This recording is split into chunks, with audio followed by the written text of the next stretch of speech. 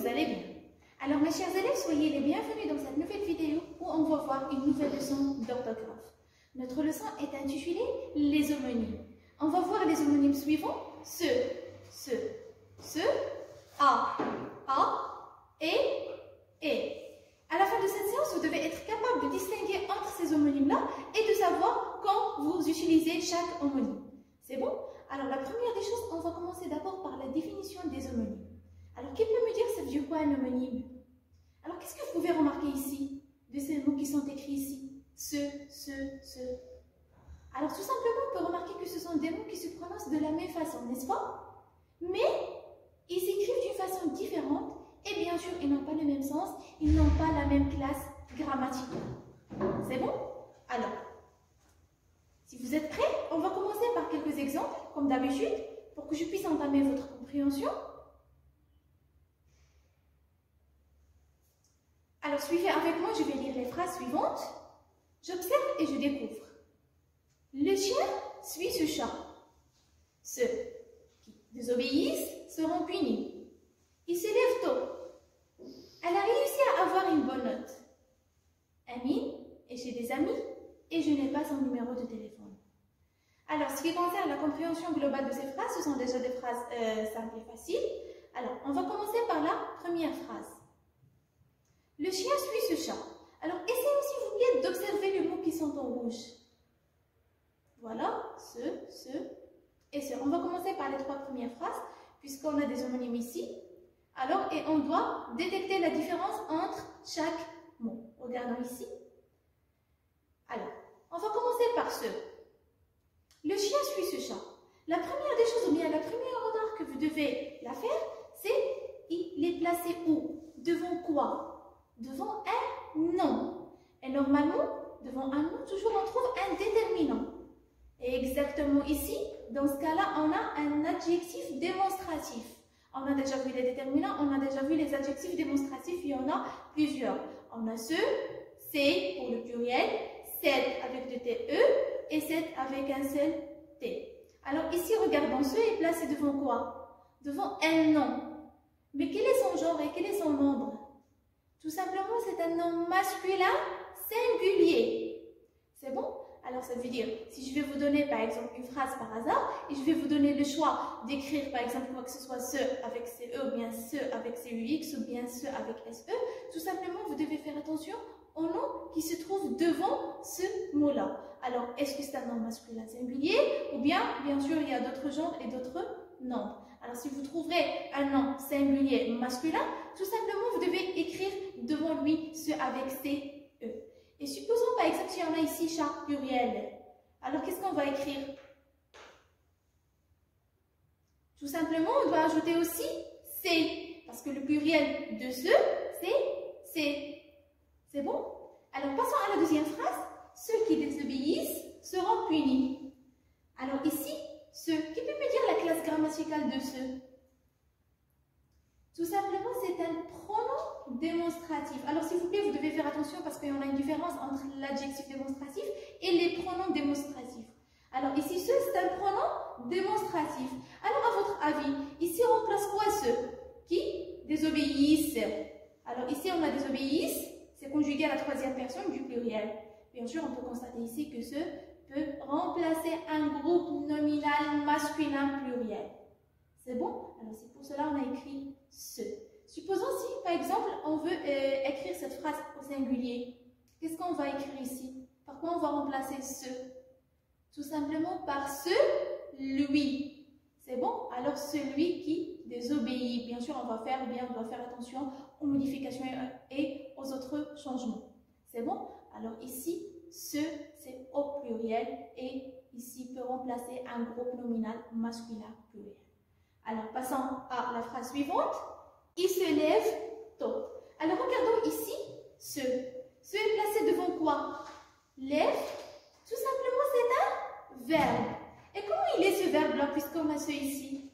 On l'appelle un verbe pronominal. C'est bon? On dit se lever, s'habiller, se promener, ainsi de suite. C'est bon? Alors, ici, on peut constater que ce, c'est un pronom personnel de la troisième personne singulier. Parce que regardez ici ce qu'on a. Il se lève. Supposons ici, si on a par exemple je, on ne va pas écrire ce. Je me lève. Si on a tu, on va dire tu te lèves. Ainsi de suite. Alors, mais ce qui nous intéresse dans cette leçon, c'est ce. C'est bon? Alors, il est toujours placé devant un verbe pronominal. C'est ça ce que vous devez constater. Alors, tout simplement, voilà. Maintenant, on a essayé de détecter ou bien de savoir la différence entre ces trois homonymes-là. C'est bon? Alors, tout simplement, c'est ou bien ce qu'on a vu, bien sûr, parce que ce qui nous intéresse, c'est le singulier et non pas le pluriel. Alors, ce chat, c'est un adjectif démonstratif qui se place devant un nom masculin singulier. Par contre, ce avec EX remplace un groupe nominal masculin pluriel. Et dans la majorité du temps, on trouve ce devant qui ou bien que. C'est bon? Alors, et le troisième mot qu'on a ici, ce, toujours se place devant un verbe pronominal. C'est bon, c'est clair? Alors maintenant, on va passer aux autres homonymes. Alors, je vais lire la phrase suivante. Suivez avec moi, s'il vous plaît. Elle a réussi à avoir une bonne note. Alors maintenant, c'est à vous de savoir la différence entre A et A. Alors, quelle est la différence entre ces deux mots-là? Alors, elle a réussi. Regardons ici. On a le verbe réussir, conjugué au passé composé. On a déjà dit pour qu'on puisse conjuguer un verbe au passé composé, on conjugue d'abord l'auxiliaire pour que ce soit être ou bien avoir au présent de l'indicatif, plus le participe passé. Alors ici, A, c'est l'auxiliaire avoir. Alors, il n'y en a pas de question ici. Normalement, vous ne devez pas commettre des fautes ici puisque vous êtes actuellement des élèves dans la 6e année primaire. Alors, elle a réussi, on peut dire j'ai, tu as, il a ou bien elle a, nous avons, vous avez, il ou bien elles ont réussi. Mais ce qui nous intéresse ici exactement, c'est la troisième personne du singulier. Alors, puisqu'on a A. C'est bon, elle a réussi. Alors, par contre, ici, le deuxième mot, elle a réussi à avoir une bonne note. Alors, tout simplement A avec accent. Alors, c'est une préposition, bien sûr, invariable, qu'on ne peut pas la changer, quoi que ce soit, les conditions. Par contre, A, ici, on peut la changer par d'autres verbes ou bien par d'autres pronoms personnels. Par contre, ici, A, c'est invariable, ça veut dire qu'on ne peut pas la changer, quoi que ce soit, les conditions. Alors, passons maintenant à la dernière phrase. Amine est chez des amis et je n'ai pas son numéro de téléphone. Alors, tout simplement, ici, c'est à vous aussi de savoir la différence entre et. Et avec EST et avec ET. Alors tout simplement ici, Amine est chez des amis et c'est le verbe. Puisqu'on a ici le sujet, bah, c'est tout à fait normal qu'à côté d'un sujet, on doit écrire un verbe. Alors, et ici, tout simplement, c'est le verbe être à la troisième personne du singulier. On n'a pas de question ici. Alors normalement, je trouve que c'est quelque chose facile.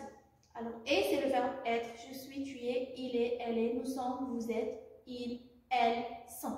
Alors, Amine est chez des amis et je n'ai pas son numéro de téléphone. Alors, ici, et, c'est une conjonction de coordination qui nous relie, quoi que ce soit de noms, de phrases ou bien de propositions. C'est bon? Alors, aussi, c'est invariable, c'est comme A. C'est-à-dire, on ne peut pas les changer, quoi que ce soit les conditions. Par contre, A, ici, le verbe, ou bien est, le verbe être, on peut les changer par d'autres verbes ou bien par d'autres pronoms personnels. Ça dépend de la situation qu'on aura, bien sûr. C'est bon, c'est clair? Alors, je pense que c'est clair et net ce qu'on a vu jusqu'à maintenant. On va essayer de voir la règle. Et après, si vous avez des questions, n'hésitez pas à les poser. Je suis toujours là à votre disposition.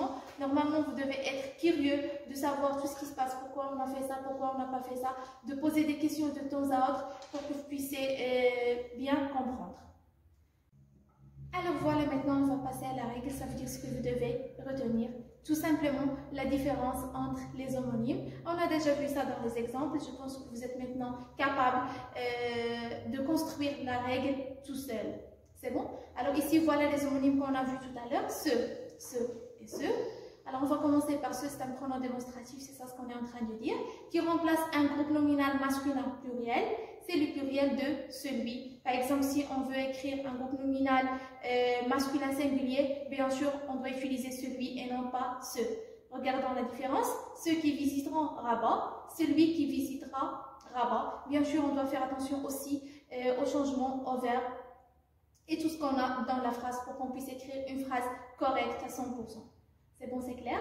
Alors, ce avec CE, c'est un adjectif démonstratif. Il est toujours placé devant un nom singulier masculin, son pluriel est c'est. Tout simplement, on ne peut pas trouver ici, par exemple, chatte. On ne peut pas dire ce chatte. On va dire cette chatte, bien sûr. Si on a robe, bien sûr, on ne peut pas écrire ce, on va écrire cette. Ça veut dire qu'on doit toujours faire attention au nom et à son genre et à son nombre pour qu'on puisse écrire ou bien pour qu'on puisse placer le déterminant correctement et comme il faut. Alors ici, ce, c'est un adjectif démonstratif, il est toujours placé devant un nom singulier, masculin sans pluriel et c'est ce chat, c'est chat. Par exemple, si je vais dire ce bureau, c'est bureau, ainsi de suite. C'est bon? Alors, ce qui nous intéresse ici, de savoir quand on va utiliser ce et ce avec UX et bien sûr ce avec SE. Tout simplement, comme on a dit tout à l'heure, que ce avec SE se place toujours devant un verbe pronominal, comme par exemple le verbe se promener, il se promène. Par contre, si on a ici la première personne du singulier ou bien la deuxième personne du singulier, on ne va pas écrire ce. Je me promène, tu te promènes, il se promène, ainsi de suite. Alors, de toute façon, ce n'est pas notre leçon, les verbes pronominaux, mais juste pour que vous puissiez avoir une idée. Alors, passons aux homonymes suivants, A et A. Alors, A sans accent et A avec accent. Alors, A sans accent, c'est le verbe avoir à la troisième personne du singulier au présent de l'indicatif. Il a de la chance. Si je vais par exemple dire nous, on va dire nous avons de la chance. Alors, tout simplement, il n'y en a pas de question ici, surtout dans le verbe avoir. Alors, A ici avec accent, c'est une préposition invariable, ça veut dire qu'on ne peut pas la changer, quoi que ce soit, les conditions. Il va à la pêche, bien il va à l'école, ou bien ça dépend de la situation qu'on a dans la phrase. C'est bon? Alors on doit être juste logique et intelligent pour qu'on puisse savoir qu'est-ce qu'on va écrire. Est-ce que A sans accent ou bien A avec accent? Supposons qu'on a ici un sujet, tout simplement à côté d'un sujet, on a besoin d'un verbe. Ça veut dire ici dans ce cas-là, je ne peux pas écrire il a et a avec accent parce que j'ai le sujet, ça veut dire que j'ai besoin d'un verbe. C'est bon, c'est clair? Alors voilà, on va passer maintenant aux homonymes, bien aux derniers homonymes qu'on a vus, et. Alors, et c'est le verbe être à la troisième personne du singulier, il est là. Et c'est une conjonction de coordination qui nous relie, quoi que ce soit de noms, ou bien de verbes, ou bien de phrases, ou bien de propositions. C'est bon? Alors ici, si on a par exemple un sujet, comme j'ai dit tout à l'heure, c'est normal qu'à côté d'un sujet, on a besoin d'un verbe et non pas d'une conjonction de coordination. Par contre, si on a deux phrases qu'on doit les relier, prends ton chapeau et ton parasol ou bien deux noms, tout simplement, on doit les relier par une conjonction de coordination et non pas par un verbe. C'est bon, c'est clair? Alors voilà, maintenant vous avez un petit exercice pour que je puisse savoir si vous avez bien compris ou bien non. Comme j'ai dit déjà, si vous avez des questions, n'hésitez pas à les poser. Si tout est clair et net, alors vous pouvez travailler, vous pouvez commencer l'exercice sans aucun problème. Alors, barre le mot qui ne convient pas. Cette moto est bien réparée et il est fier de son travail. Alors ici, tout simplement, vous devez barrer le mot faux. Par exemple, ici, cette moto est bien réparée. On a un sujet. À côté d'un sujet, qu'est-ce qu'on doit écrire? Qu'est-ce qu'on a dit? Et regardons ici ce qu'on a, le participe passé du verbe réparer. Tout simplement, si on a un participe passé, on doit écrire un verbe ou bien l'auxiliaire. C'est bon? Et si on veut relier deux phrases, tout simplement, on va utiliser la conjonction de coordination. C'est bon, c'est clair? Alors, vous pouvez faire l'exercice, ça veut dire vous pouvez, ici, vous devez barrer le mot faux qui ne convient pas et vous allez laisser le mot juste, bien sûr, pour qu'on puisse lire les phrases sans aucun problème ou bien pour qu'on puisse les écrire correctement. Alors, vous allez faire la même chose pour toutes les phrases qui restent. Alors, c'est un chien mignon, ça veut dire ici, qu'est-ce qu'on va barrer? Alors, est-ce qu'on va laisser et avec le ST ou bien le T? Ici, la même chose, elle a appris la chanson, ainsi de suite. C'est bon? Alors, je pense que c'est déjà facile puisqu'on a expliqué tout ça. Alors, je vous souhaite une très bonne chance et merci pour votre attention. Au revoir.